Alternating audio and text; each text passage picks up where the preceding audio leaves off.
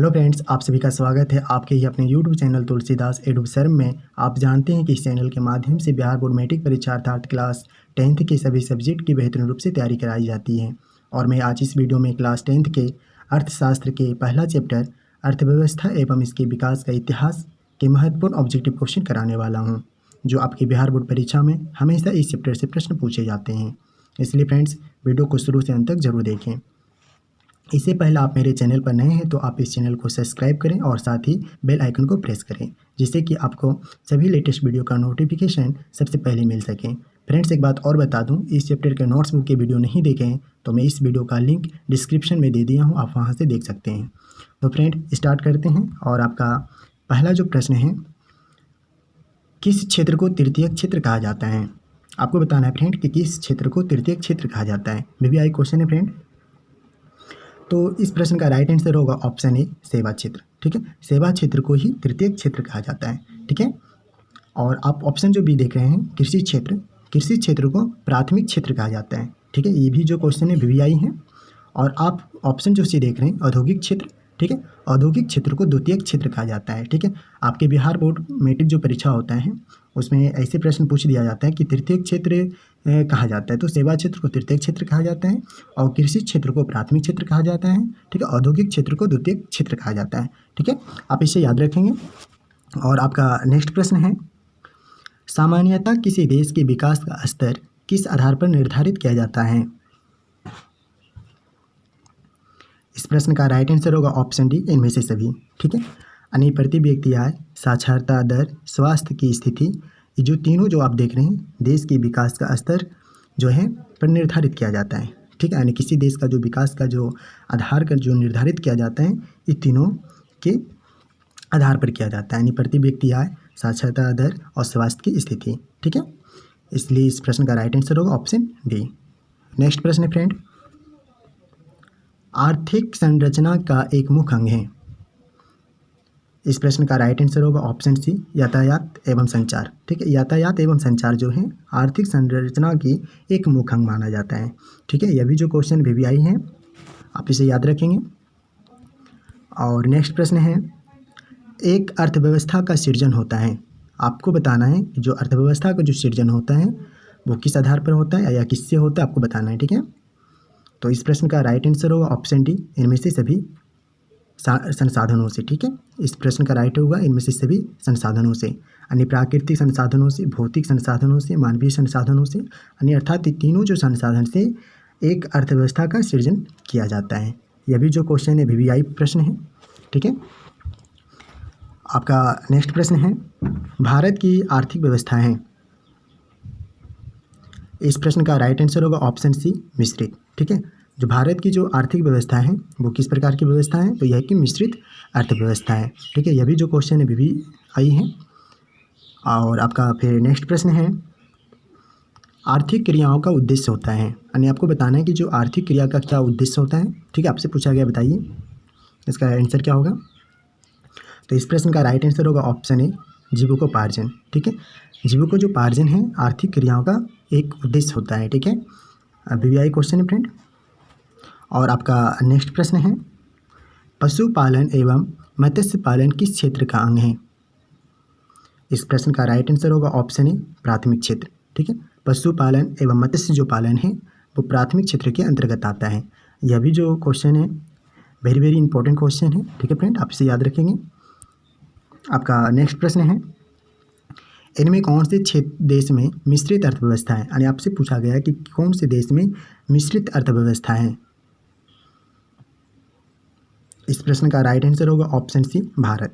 ठीक है, भारत में जो है एक मिश्रित अर्थव्यवस्था है। ठीक है, और आपका नेक्स्ट प्रश्न है, निम्नांकित में कौन सामाजिक संरचना का अंग है? इस प्रश्न का राइट आंसर होगा ऑप्शन डी, उपयुक्त सभी। ठीक है, शिक्षा एवं प्रशिक्षण, स्वास्थ्य सेवाएं, आवास, ये जो तीनों देख रहे हैं वो सामाजिक संरचना का अंग है। ठीक है, देखते हैं नेक्स्ट प्रश्न को। और आपका नेक्स्ट प्रश्न है, निम्नांकित में कौन नवीकरणीय प्राकृतिक संसाधन है? इस प्रश्न का राइट आंसर होगा ऑप्शन सी, भूमिगत जल। भूमिगत जो जल है किस प्रकार के संसाधन हैं? तो नवीकरणीय प्राकृतिक संसाधन है। ठीक है, वीवीआई क्वेश्चन है फ्रेंड, जो आपके परीक्षा में पूछ दिया जाता है। ठीक है, और फ्रेंड अगर अभी तक मेरे यूट्यूब चैनल को सब्सक्राइब नहीं किए, सब्सक्राइब करें, बेल आइकन को प्रेस करें। ठीक है, और अपने दोस्तों के साथ शेयर करें। तो फिर देखते हैं नेक्स्ट क्वेश्चन को। भारत के पड़ोसी देशों में किस देश की प्रति व्यक्ति आय सबसे अधिक है? इस प्रश्न का राइट आंसर होगा ऑप्शन सी, श्रीलंका। ठीक है, भारत के यानी आपसे पूछा गया कि भारत के जो कौन सी पड़ोसी देश हैं वो किस देश की प्रति व्यक्ति जो आय सर्वाधिक है। अर्थव्यवस्थाओं के मुख्य प्रकार हैं, यानी आपसे पूछा गया है कि अर्थव्यवस्था के कितने प्रकार हैं, मुख्य प्रकार वो बताना है। ठीक है, तो इस प्रश्न का राइट आंसर होगा ऑप्शन बी होगा 3। ठीक है, अर्थव्यवस्था के जो 3 मुख्य प्रकार हैं। ठीक है, आप इसे याद रखेंगे। और आप वो नोट्स बुक, इस चैप्टर का जो नोट्स बुक आप देखेंगे, इसका वीडियो बना दिए हैं, तो आप वहाँ पे जो सारे बता दिए हैं कि अर्थव्यवस्था के कितने प्रकार हैं और इसके सारे डिफिनीशन, यानी आप इससे नोट्स को देखते हैं और तो आपका जो सब्जेक्टिव और ऑब्जेक्टिव में जितने भी प्रश्न इस चैप्टर से पूछा जाएगा आपके परीक्षा में, सारे क्लियर हो जाएगा। बहुत अच्छा वीडियो बनाए फ्रेंड, आप उसे जाके देख लें, डिस्क्रिप्शन में इसका लिंक दे दिया हूँ। ठीक है, और अभी तक मेरे यूट्यूब चैनल को सब्सक्राइब नहीं किए हैं, सब्सक्राइब करें और बेल आइकन को प्रेस करें, जो कि मैं ऐसे ही वीडियो अपलोड करूं तो आपका के पास जो इसका नोटिफिकेशन है आपको सबसे पहले मिल सके। ठीक है, तो नेक्स्ट प्रश्न का देखते हैं। निम्नांकित में किस राज्य को एक पिछड़ा राज्य कहा जाता है? तो बिहार जो है, बिहार को पिछड़ा राज्य कहा जाता है। ठीक है, ये तो आप जानते ही हैं। ऐसे भी जो बिहार है सब राज्य से पीछे हैं। ठीक है, और इसलिए राज्य यानी किस राज्य को पिछड़ा राज्य कहा जाता है? तो बिहार को कहा जाता है। ठीक है, इस प्रश्न का जो राइट आंसर होगा ऑप्शन डी होगा। नेक्स्ट प्रश्न है, भारत में योजना आयोग का गठन कब किया गया था? तो ये भारत में जो योजना आयोग का गठन किया गया था 15 मार्च 1950 ईस्वी को किया गया था। ठीक है, भारत में जो योजना आयोग का गठन कब किया गया? 15 मार्च 1950 को। तो इसलिए इस प्रश्न का राइट आंसर होगा ऑप्शन ए। ठीक है, 15 मार्च 1950 ईस्वी को योजना आयोग का गठन किया गया। और अब तो योजना आयोग का जो नाम परिवर्तित कर नीति आयोग कर दिया गया। यानी सारे जो भी इसे मुख्य जो पॉइंट्स बनता है, मैंने नोट्स बुक इसी चैप्टर का एक नोट्स बुक बनाया है वीडियो, आप वीडियो को देखें, सारी क्लियर आपका प्रश्न हो जाएगा। ठीक है, तो इसमें इतना ज़्यादा हम वो डिस्कस नहीं करेंगे, क्योंकि उस वीडियो में बहुत सारे डिस्कस कर करके यानी योजना आयोग क्या है, इसका पदेन अध्यक्ष कौन होते हैं, वो सारे बता दिए हैं। ठीक है, तो देखते हैं नेक्स्ट प्रश्न को।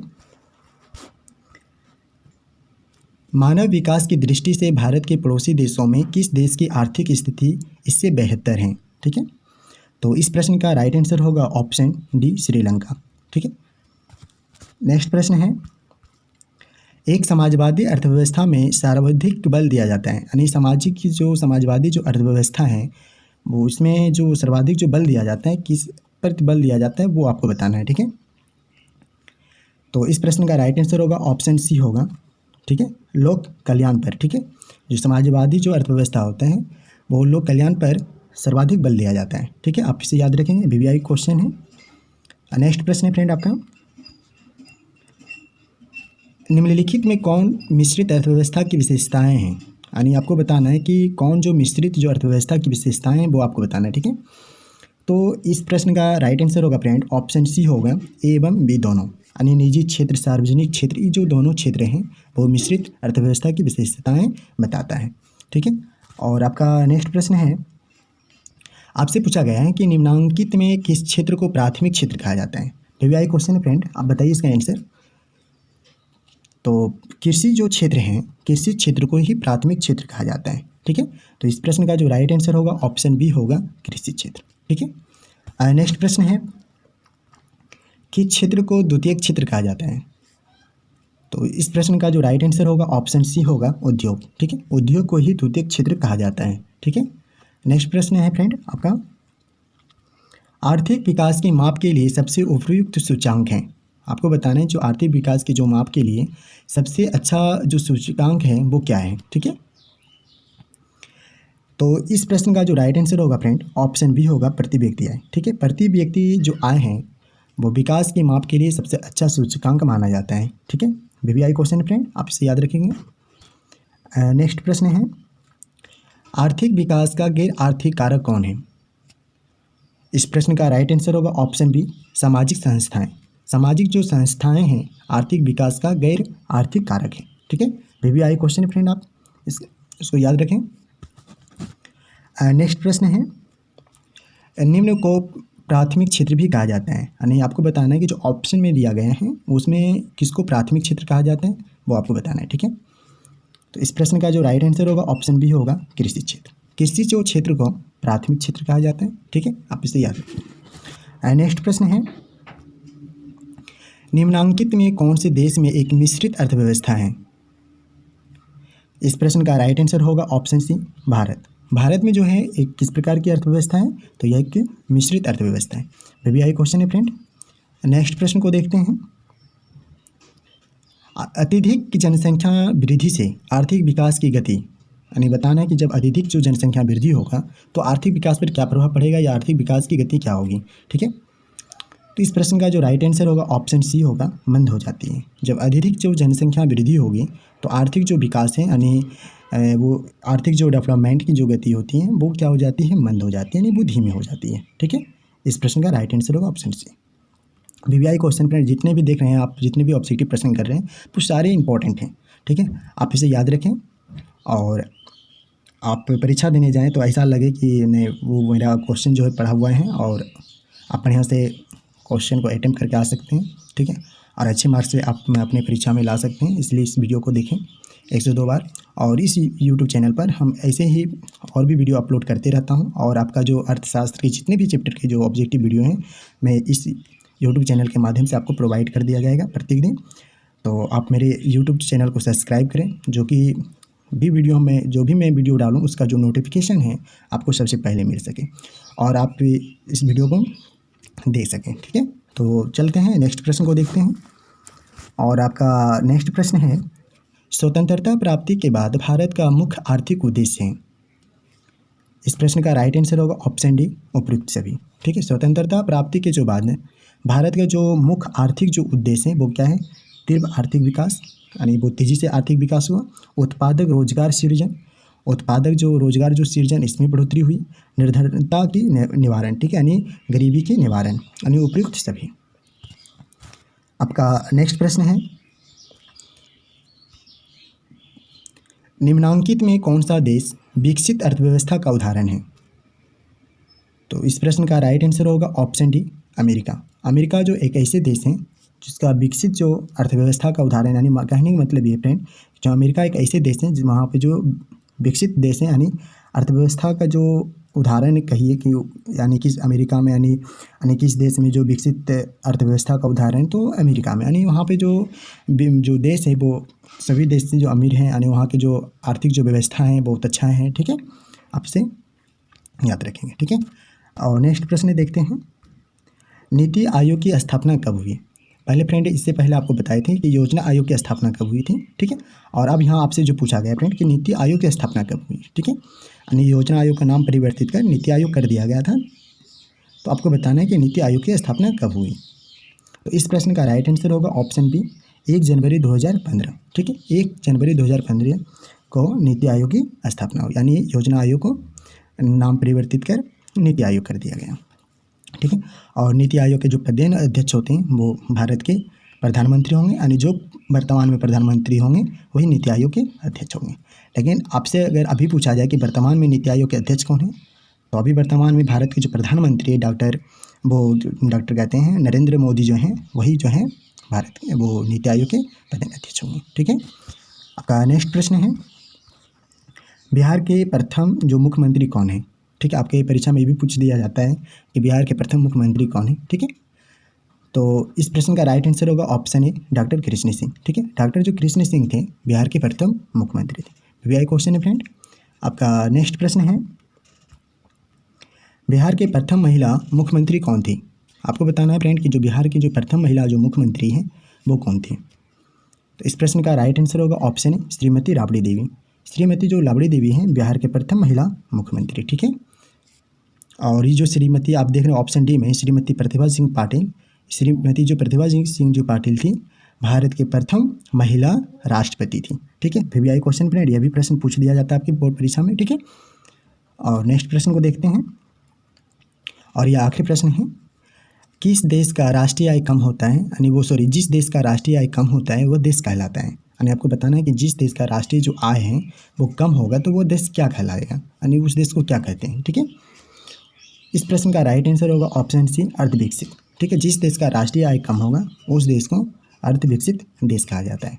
ठीक है, तो मैंने जितने भी ऑब्जेक्टिव प्रश्न करवाए हैं इकोनॉमिक्स का, 10th क्लास इकोनॉमिक्स का यानी पहला चैप्टर का, वो सारे जो प्रश्न हैं VVI क्वेश्चन हैं जो आपके बिहार बोर्ड एग्जाम में प्रश्न इससे पूछा जाता है। ठीक है, आप इस वीडियो को 1 से 2 बार देखें और सारे प्रश्नों को याद करने की कोशिश करें। ठीक है, और मैं इकोनॉमिक्स का सारे जो ऑब्जेक्टिव, जो प्रत्येक चैप्टर बाय चैप्टर ऑब्जेक्टिव जो बनता है, मैं इस यूट्यूब चैनल के माध्यम से आपको प्रोवाइड कर दें प्रत्येक दिन करता हूं। आप मेरे यूट्यूब चैनल को सब्सक्राइब कर लें, बेल आइकन को प्रेस कर लें, जिससे कि आपको नोटिफिकेशन जो वीडियो का है आपको सबसे पहले मिल सके। तो फ्रेंड, मिलते हैं नेक्स्ट वीडियो में, तब तक के लिए थैंक यू।